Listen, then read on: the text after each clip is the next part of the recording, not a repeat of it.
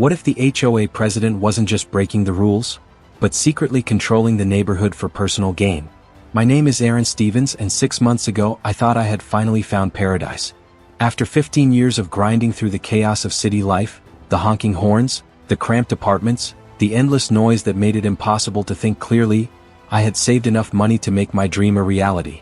I packed up my life, my patient wife Kate, and our 2 young children Emma and Jake, and moved to what I thought would be our slice of heaven, a quiet suburban neighborhood called Maplewood Estates. The house was perfect.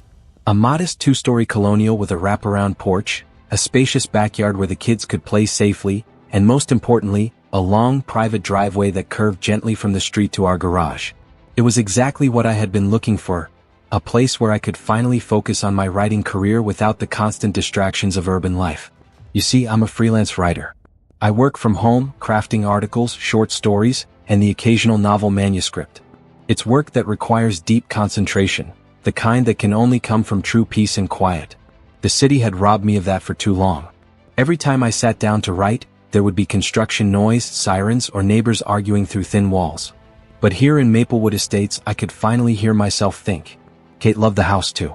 She's a part-time graphic designer who also works from home, and she had been just as eager as I was to escape the city's chaos. On our first morning in the new house, she stood in our spacious kitchen, looking out at the tree-lined street, and sighed with contentment. "This is it, Aaron," she said, wrapping her arms around me. "This is where we're going to build our life." Emma, who was 8, and Jake, who was 6, had taken to the neighborhood immediately. They made friends with the kids next door within hours of moving in, and I could see them through the window, playing in our backyard with the kind of carefree joy that only comes from having real space to run around. For the first few weeks, everything was perfect. I established a routine: wake up at 6 a.m., make coffee, and write for 3 hours before the kids woke up. The quiet was absolute. No traffic, no construction, no drama. Just the gentle sound of birds chirping and leaves rustling in the breeze. My productivity soared. I was finishing articles ahead of deadline and making real progress on a novel I'd been struggling with for years. Kate was thriving too.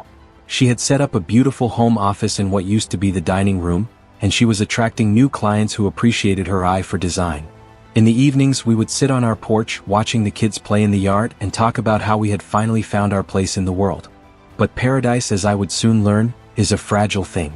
It was a Tuesday morning in my 4th week in Maplewood Estates when I first encountered Margaret Thornfield. I was in my office, deep in the middle of writing an article about sustainable living, when I heard a car door slam in my driveway. This was unusual. We weren't expecting any visitors, and delivery trucks usually just honked from the street.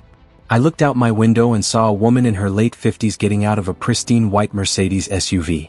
She was impeccably dressed in a navy blue blazer and matching pants, her silver hair styled into what I can only describe as a power bob.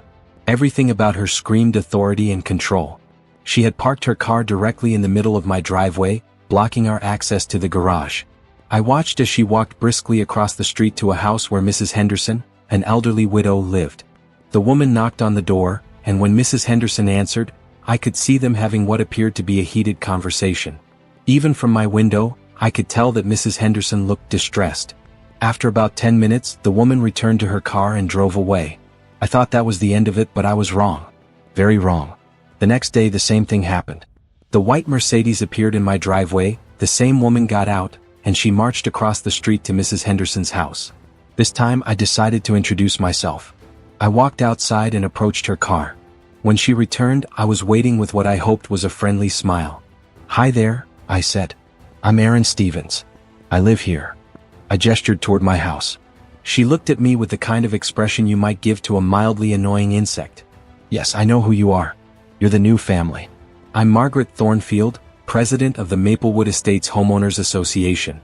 The way she said president made it clear that she considered this a position of great importance. She extended her hand for a handshake, but it felt more like a political gesture than a genuine greeting. "Nice to meet you," I said. "I was just wondering if you could avoid parking in my driveway. It blocks our access to the garage and—" "I'm only here for a few minutes," she interrupted. "I'm conducting HOA business with Mrs. Henderson regarding some violations. It's more convenient to park here than to find street parking." I maintained my smile, though it was getting harder. "I understand, but it's my driveway. If you need to visit Mrs. Henderson, you could park in front of her house or on the street." Margaret's expression shifted slightly. Her smile became colder, more calculating. Mr. Stevens, I've been managing this community for 12 years. I know what's best for Maplewood Estates. A few minutes of parking convenience facilitates important community business. But it's my property, I said, still trying to keep things friendly. Property that exists within our community guidelines, she replied curtly. I suggest you familiarize yourself with the HOA regulations. You'll find them quite comprehensive. With that, she got in her car and drove away, leaving me standing in my own driveway feeling like I'd just been dismissed by royalty. That night, I told Kate about the encounter. She was folding laundry at the kitchen table while I made dinner. She sounds like a piece of work, Kate said, shaking her head. But maybe it was just a misunderstanding. If you explain the situation clearly, I'm sure she'll be reasonable. I wanted to believe Kate was right. I really did. But something about Margaret's demeanor told me this wasn't going to be that simple. Over the next 2 weeks, Margaret's parking routine became as predictable as the sunrise. Every Tuesday and Thursday, right around 10 a.m., the white Mercedes would appear in my driveway. She would get out, march across the street to Mrs. Henderson's house, stay for about 15 minutes and then leave. Each time I found myself getting more frustrated. Not just because she was using my driveway without permission, but because of how she acted like she had every right to do so. When I tried to approach her about it again, she would give me the same dismissive smile and make vague references to community needs and HOA business. But it wasn't just the parking that bothered me. I started noticing other things about Margaret's behavior that didn't sit right. During my morning walks around the neighborhood, I would see her going from house to house with a notebook, writing things down. When I asked my next-door neighbor, Bob Martinez, about it, he just shook his head. She's looking for violations, Bob explained. Grass too long, wrong color mailbox, garbage cans visible from the street, you name it. She's fined me 3 times since I moved here 2 years ago. Fined you for what? First time was for having my garden hose visible from the street. Second time was for parking my work truck in my own driveway. Apparently commercial vehicles aren't allowed. Third time was for having a small chip in my fence that she claimed was detrimental to property values. I was stunned. She can do that? According to the HOA bylaws, yeah. And if you don't pay the fines, she can put a lien on your house. This was news to me. When we bought the house, our realtor had mentioned that there was an HOA, but she'd made it sound like a minor thing. Just basic maintenance of common areas and making sure people didn't turn their yards into junkyards. I had no idea it was run like a personal fiefdom. That evening, I dug out our HOA documents and actually read them carefully for the first time. What I found was disturbing. The bylaws were incredibly detailed and restrictive.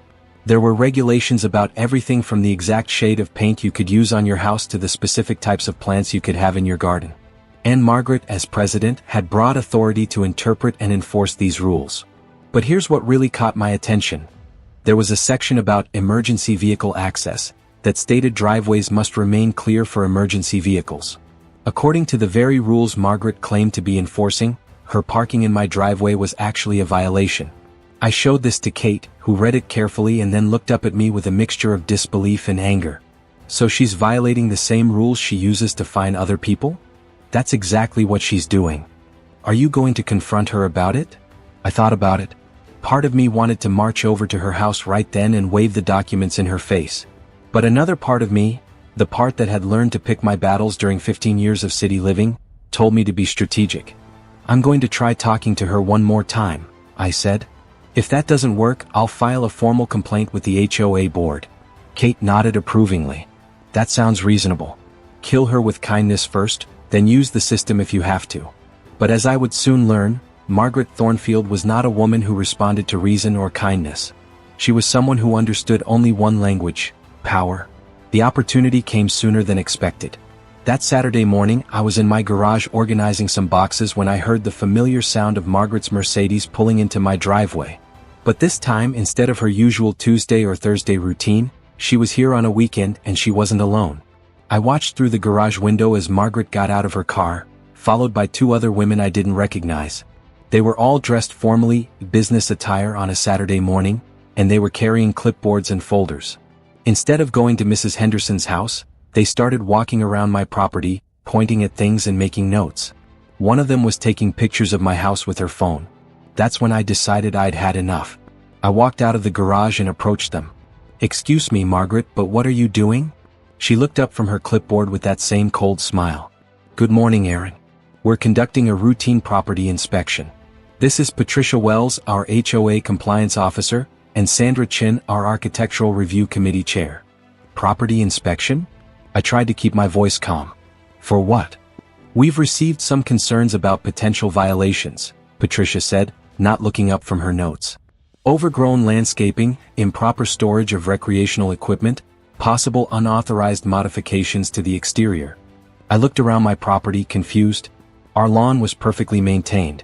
The only recreational equipment visible was Emma's bicycle, which was neatly parked next to the garage. And we hadn't made any modifications to the house at all. What concerns? I asked. From who? Complaints are kept confidential, Margaret said. But I can tell you that there are several issues that need to be addressed. She walked over to my front flower bed, where Kate had planted some colorful annuals. These flowers, for example, they're not on the approved plant list. Approved plant list? Section 4.3 of the HOA guidelines. Only certain plants are permitted in front yard landscaping to maintain aesthetic consistency. I felt my patience beginning to crack. Margaret, before you start worrying about my wife's flowers, maybe you should worry about the fact that you're parking in my driveway without permission.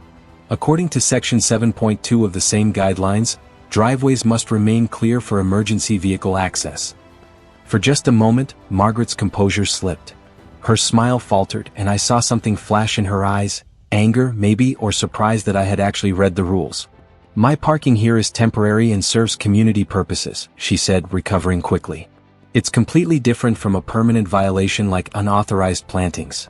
Community purposes? I couldn't hide my incredulity. You're using my driveway as a personal parking space so you can harass my neighbor. That's not community service, that's convenience. Sandra Chin stepped forward, clearly uncomfortable with the confrontation. Perhaps we should reschedule this inspection for a more convenient time.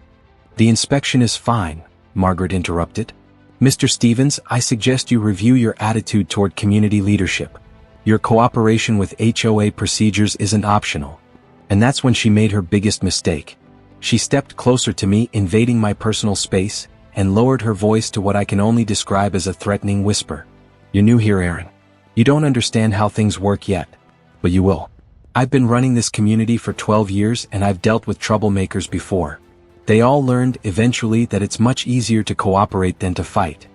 I stared at her for a long moment, feeling something shift inside me. This wasn't just about parking anymore. This was about a bully who had been terrorizing my neighbors for years and thought she could intimidate me into submission. Are you threatening me, Margaret? I'm educating you, she replied, her smile returning, about how things work in Maplewood Estates.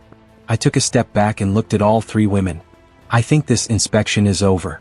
You need to leave my property now. We haven't finished our assessment, Patricia said, still writing notes. Yes, you have. My voice was firm now.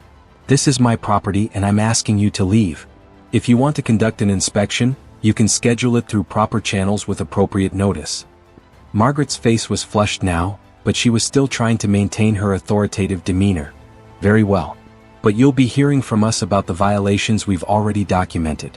As they walked back to her car, I called out, "And Margaret? Stop parking in my driveway. I won't ask again." She turned around one more time and the look she gave me was pure venom. We'll see about that. That's when I knew this was war. That night, after Kate had put the kids to bed, I sat at my computer and began researching.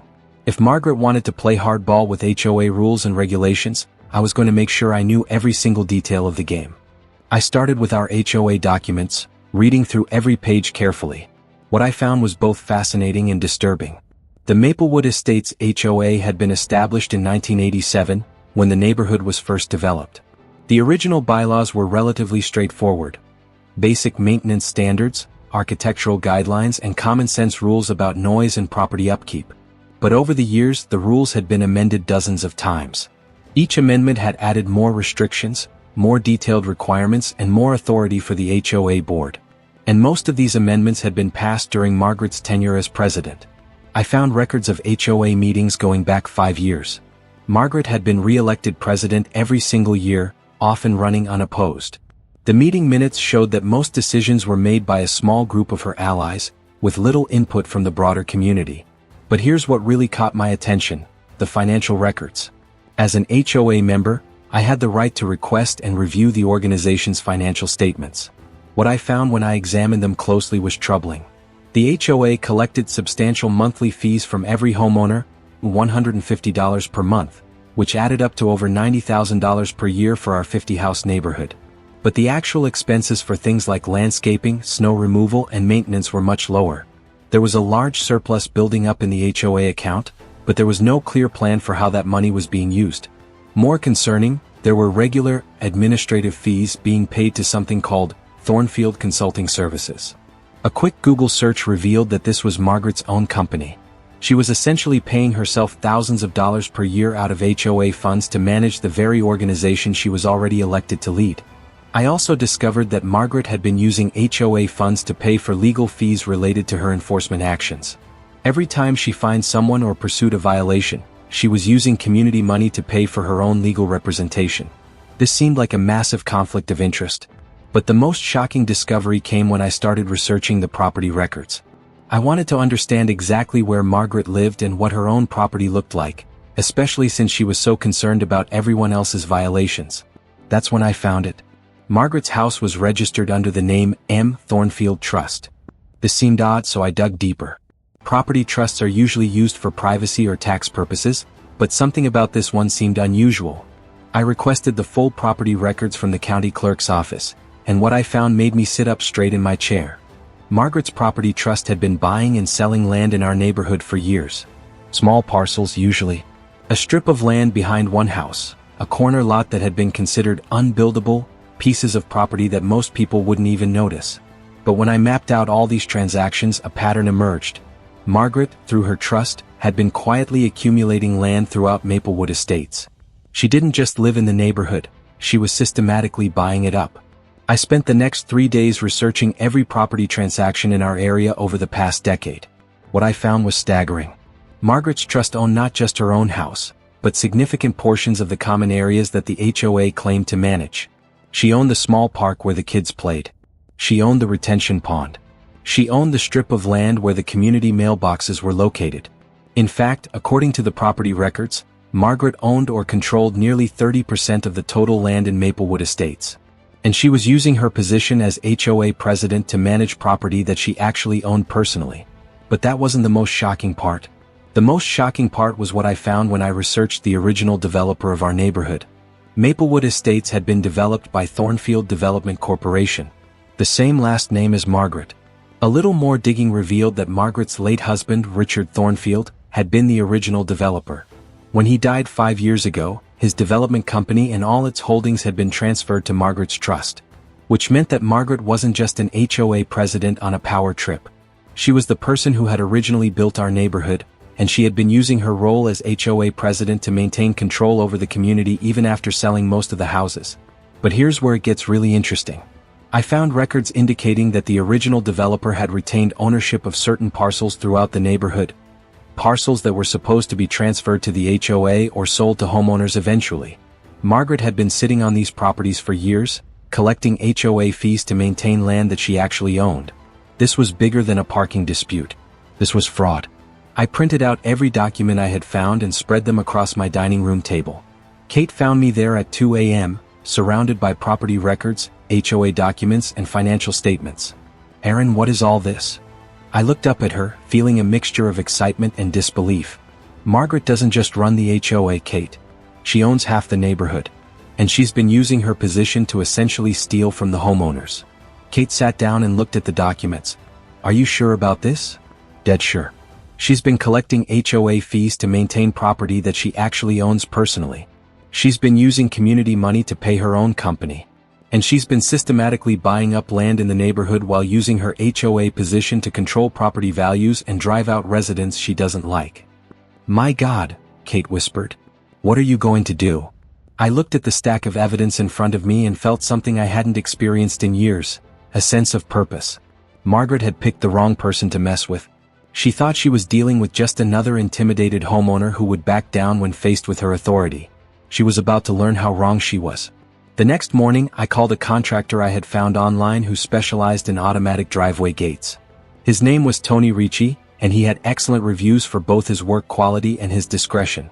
"I need an automatic boom gate installed," I told him when he arrived at my house for the consultation. Something secure, reliable, and completely automatic. Tony was a big guy with calloused hands and a no-nonsense attitude. He walked around my driveway, taking measurements and assessing the layout. "No problem," he said. "I can have a solar-powered automatic gate installed within a week. It'll have a keypad entry system, remote controls, and a backup battery in case of power outages. Once it's installed, nobody gets in without your permission." "Perfect. What about permits?" "You don't need permits for a gate on your own property. As long as it doesn't block the sidewalk or street access, you're good to go." I signed the contract that day. Tony was as good as his word. The installation crew arrived the following Monday and worked quickly and efficiently. By Wednesday afternoon, I had a sleek, professional-looking boom gate at the entrance to my driveway. The gate was a thing of beauty. It was made of heavy-duty steel, painted black to match our house's shutters. When activated, it would rise smoothly and silently, allowing authorized vehicles to enter. When closed, it formed an impenetrable barrier across the driveway entrance. Tony had installed motion sensors and a sophisticated control system. I had remote controls for my car and Kate's car, plus a keypad where authorized visitors could enter a code. The system was connected to my smartphone so I could monitor and control it from anywhere. "This is a serious piece of equipment," Tony explained as he showed me how to operate it. "It's designed for commercial use, but it works perfectly for residential applications where you need real security. Someone tries to ram through it, they're going to do a lot more damage to their car than to your gate." I tested the system several times. It worked flawlessly. The gate would open quickly when I approached with my remote, and it would close automatically after I drove through. The keypad was easy to use, and the smartphone app gave me complete control over the system. Kate was impressed. "It looks very professional," she said. "Like something you'd see at a gated community." "That's exactly what I was going for," I replied. "If Margaret wants to treat our neighborhood like her personal kingdom, she's going to learn that some of us have castles too." Thursday morning came, Margaret's usual parking day. I positioned myself at my office window with a cup of coffee and waited. Right on schedule at 10:07 a.m., the white Mercedes came around the corner. I watched as Margaret approached my driveway at her usual confident pace. She was probably thinking about whatever complaints she was going to harass Mrs. Henderson with today. She was probably already planning her power play for the next HOA meeting. What she wasn't expecting was the boom gate. Margaret's car came to an abrupt stop at the entrance to my driveway. Through my window, I could see her sitting in her car, staring at the gate with obvious confusion. She honked her horn twice, as if the gate would somehow recognize her authority and open automatically. When that didn't work, she got out of her car and walked over to examine the gate more closely. She looked around, clearly trying to figure out how to operate it. She even tried pushing on it with her hands, but the gate was solid steel and didn't budge. Finally, she looked up at my house and saw me watching from the window. Our eyes met for a moment across the distance, and I gave her a little wave. Her face went through several expressions in rapid succession: confusion, realization, and finally, pure rage. She marched up to my front door and began pounding on it with her fist. Not knocking, pounding.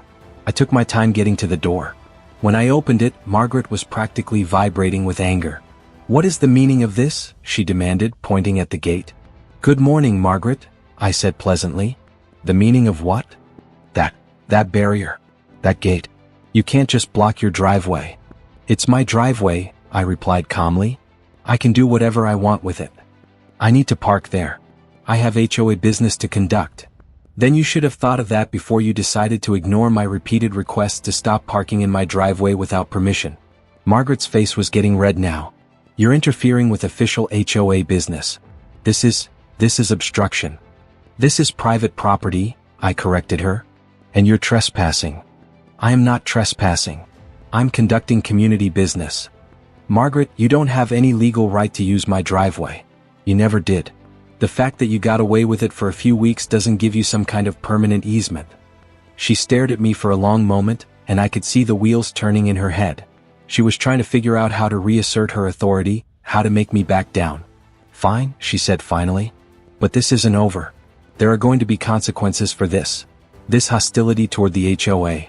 "I'm not hostile toward the HOA," I said. "I'm hostile toward you using my driveway without permission. There's a difference."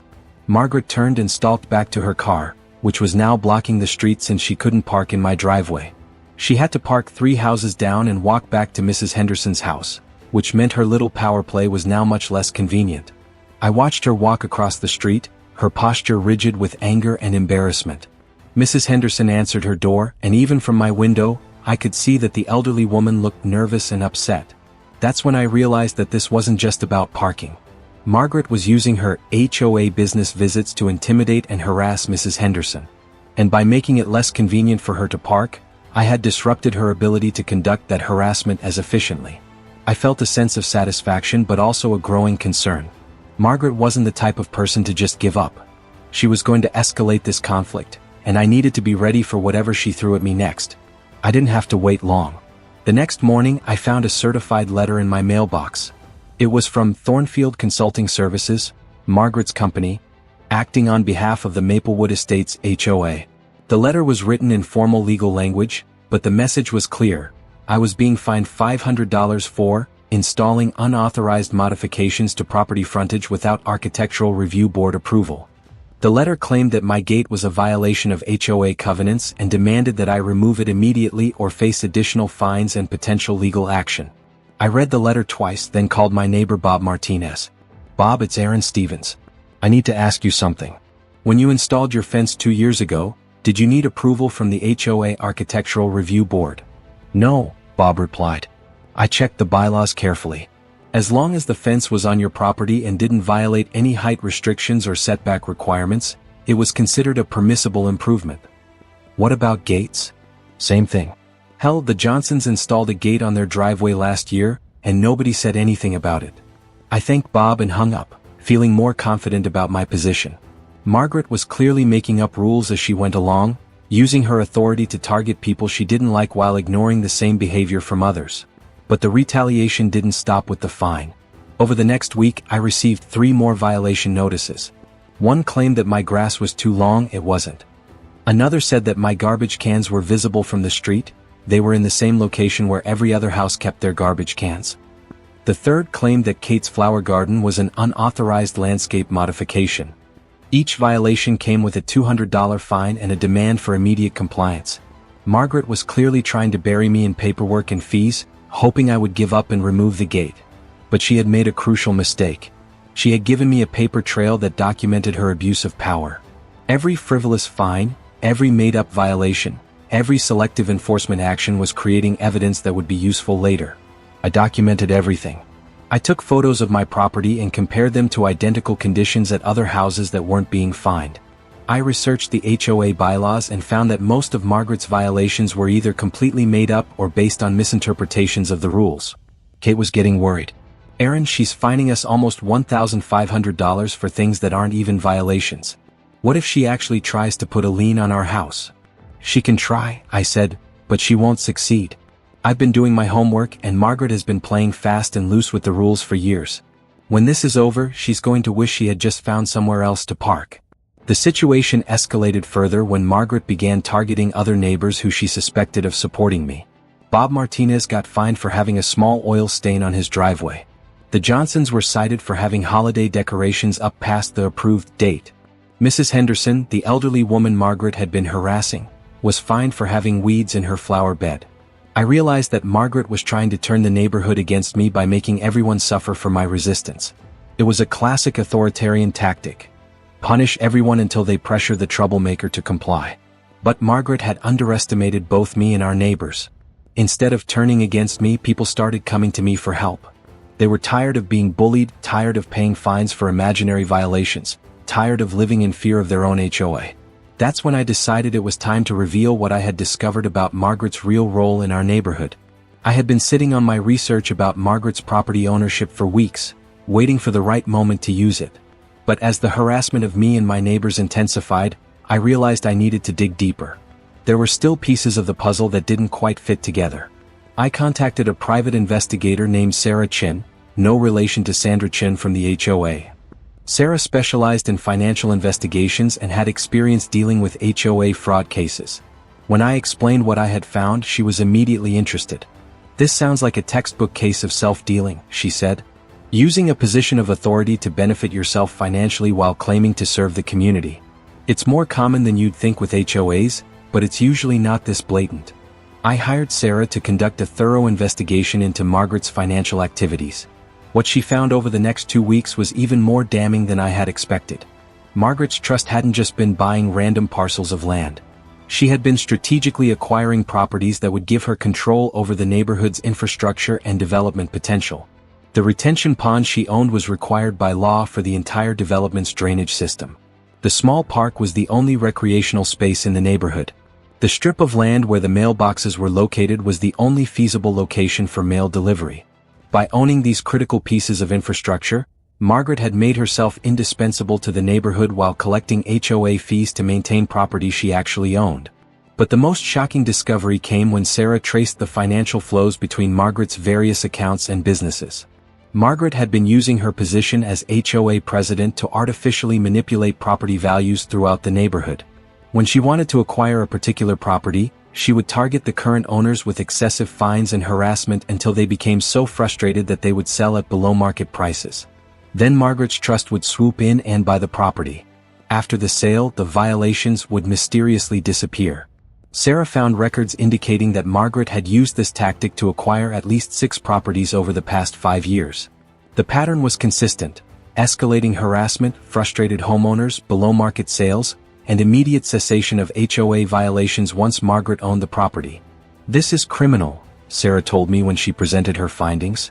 "She's been using her public position to run a private real estate acquisition scheme.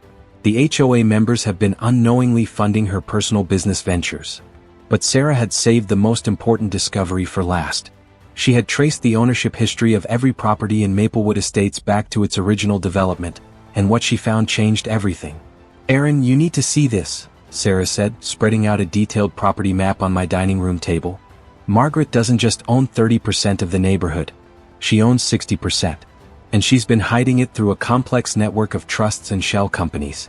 I stared at the map, feeling like the ground was shifting beneath my feet. 60%? Margaret's late husband was even more strategic than I initially thought.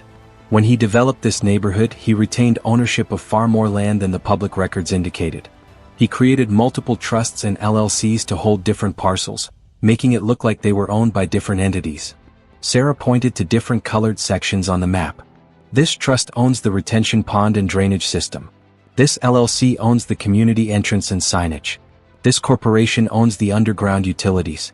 And this trust, Margaret's personal trust, owns the majority of the land, including key infrastructure and several residential lots. She's been consolidating control for years, and most of the homeowners have no idea." I leaned back in my chair, trying to process the magnitude of what Sarah was telling me. So, Margaret isn't just bullying people for power. She's been running a long-term scheme to control the entire neighborhood. "Exactly," Sarah said. "And the HOA is her tool to do it. By enforcing strict rules and targeting specific homeowners, she's been able to drive down property values for the parcels she wants, buy them cheap, and then maintain control through her trust network. It's a brilliant setup if you ignore the ethics." Sarah handed me a thick folder filled with documents, property records, financial statements, and evidence of Margaret's transactions. "This is enough to take to the authorities," she said. "But you'll need to be strategic about how you present it. Margaret has deep connections in the community, and she's not going to go down without a fight." I nodded, my mind racing. This wasn't just about my driveway anymore. Margaret's actions were affecting every homeowner in Maplewood Estates. If I was going to take her down, I needed to rally the neighbors and expose her scheme in a way that left her no room to wiggle. Over the next few days, I discreetly reached out to other homeowners. I started with Bob Martinez, who was already fed up with Margaret's fines, and Mrs. Henderson, who had been quietly enduring Margaret's harassment for years. I shared the key findings from Sarah's investigation, being careful not to reveal everything until I had a plan in place. Mrs. Henderson was particularly shaken. "I've been getting fines for months," she admitted, her voice trembling. "She told me my flower beds were non-compliant, but every time I fixed them, she'd find something new. I thought it was just me." "It's not just you," I assured her. "She's been doing this to multiple people to force them out and buy their properties at a discount. But we're going to stop her." Bob was more direct. "I'm in," he said. "Whatever you're planning, count me in. I'm tired of her treating this neighborhood like her personal empire." I contacted a few more neighbors, including the Johnsons, who had recently been fined for their holiday decorations. Slowly but surely, a small group of us formed a coalition. We agreed to keep things quiet until we could present our case at the next HOA meeting, which was scheduled for the following week. In the meantime, I continued to document Margaret's actions. Every fine, every violation notice, every threatening letter was carefully cataloged. I also took photos of her car parked in other neighbors' driveways or blocking the street, proving she was continuing her pattern of disregarding property rights. Sarah helped me draft a formal complaint to present to the HOA board.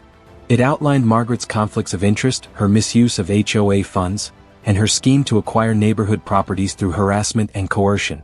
We included copies of the property records, financial statements, and transaction histories as evidence. But I knew a formal complaint wouldn't be enough. Margaret had controlled the HOA board for years, and her allies, like Patricia Wells and Sandra Chin, were likely to dismiss or bury our concerns. I needed a way to make the entire neighborhood see what was happening, and I needed to do it in a way that Margaret couldn't ignore. That's when I got the idea for the HOA meeting. The Maplewood Estates HOA meeting was held in the community center, a small building near the park that Margaret's trust conveniently owned. The room was packed with homeowners, many of whom had heard rumors about the growing tension between me and Margaret. I had spent the past week quietly spreading the word, encouraging people to attend and promising that they'd hear something important. Margaret, as usual, presided over the meeting with her trademark air of authority. She stood at the front of the room, flanked by Patricia and Sandra, her clipboard in hand like a scepter. She began the meeting with her usual agenda: updates on landscaping contracts, reminders about garbage can placement, and a thinly veiled lecture about the importance of compliance with HOA rules. When she opened the floor for new business, I stood up. "Mr. Stevens," Margaret said, her voice dripping with condescension. "Do you have something to share with the community?" "I do," I said, holding up the thick folder of documents Sarah had prepared. "I'd like to discuss some concerns about the leadership of this HOA and the misuse of community funds." The room went quiet. Margaret's smile faltered for a fraction of a second, but she quickly recovered. "If you have concerns, Aaron, you can submit them through the proper channels. This meeting is for community business, not personal grievances." "This is community business," I replied, keeping my voice steady. "I have evidence that you've been using your position as HOA president to enrich yourself at the expense of every homeowner in this room." A murmur rippled through the crowd. Margaret's face tightened, but she didn't interrupt. She couldn't, not without looking like she was trying to silence me. I held up the property map Sarah had created. Margaret Thornfield, through her personal trust and various shell companies, owns 60% of the land in Maplewood Estates. This includes the park, the retention pond, the community mailboxes, and even parts of our underground utilities. She's been collecting HOA fees from all of us to maintain property that she personally owns. The murmurs grew louder. People started shifting in their seats, looking at each other in disbelief. "That's not all," I continued. "Margaret has been using her position to target specific homeowners with excessive fines and harassment, driving down property values so she can buy their homes at a discount. She's done this to at least 6 properties in the last 5 years." I handed out copies of the key documents to the people around me, who passed them to others. The room buzzed with whispers as homeowners scanned the property records and financial statements. Margaret finally spoke, her voice sharp. "This is outrageous. These accusations are baseless and defamatory. I've served this community faithfully for 12 years. Then explained Thornfield Consulting Services. I interrupted. "Your company has been paid thousands of dollars in administrative fees from HOA funds. You're essentially paying yourself to manage an organization you already control." The room erupted in gasps and angry murmurs. Margaret's allies, Patricia and Sandra, looked visibly uncomfortable, their eyes darting between Margaret and the crowd. "And let's talk about the fines," I said, holding up the violation notices she had sent me. "I've been fined $1,500 for things like overgrown grass and unauthorized landscaping, even though my property complies with every rule in the bylaws. Other neighbors have been targeted too: Bob Martinez for an oil stain, the Johnsons for holiday decorations, Mrs. Henderson for her flower beds. This isn't about maintaining community standards. It's about intimidation and control." Mrs. Henderson stood up, her frail frame trembling with emotion. "She's been harassing me for months," she said, her voice carrying across the room. "Every time I try to fix something, she finds a new violation. I can't afford the fines anymore." Bob stood up next. "She fined me for parking my work truck in my own driveway, even though it's allowed under the bylaws. I've had enough." One by one, other neighbors stood and shared their stories. The room was alive with anger and frustration, years of resentment boiling over. Margaret tried to regain control, banging her gavel and calling for order, but it was too late. The tide had turned. I seized the moment. I move that we call for a vote of no confidence in Margaret Thornfield as HOA president and demand an independent audit of all HOA financial records and property transactions. The motion was seconded immediately by Bob, followed by a chorus of ayes from the crowd. Margaret's face was pale now, her hands gripping the podium tightly. For the first time she looked truly powerless. The vote was nearly unanimous. Only Patricia and Sandra voted against it, but their votes were drowned out by the overwhelming support for my motion. Margaret was officially removed as HOA president, and a temporary board was appointed to oversee the audit and manage the HOA until a new election could be held. As the meeting adjourned, Margaret stormed out of the room, refusing to make eye contact with anyone. The neighbors stayed behind, talking excitedly among themselves, sharing stories of their own experiences with Margaret's tyranny. For the first time in years, there was a sense of unity in Maplewood Estates. The independent audit took 3 months to complete, but the results were worth the wait. The auditors confirmed everything Sarah had uncovered. Margaret's trust owned significant portions of the neighborhood, and she had been using HOA funds to maintain her own properties. They also found evidence of self-dealing, fraudulent fines, and selective enforcement designed to benefit her real estate acquisitions. The findings were turned over to the county prosecutor's office, which launched a formal investigation.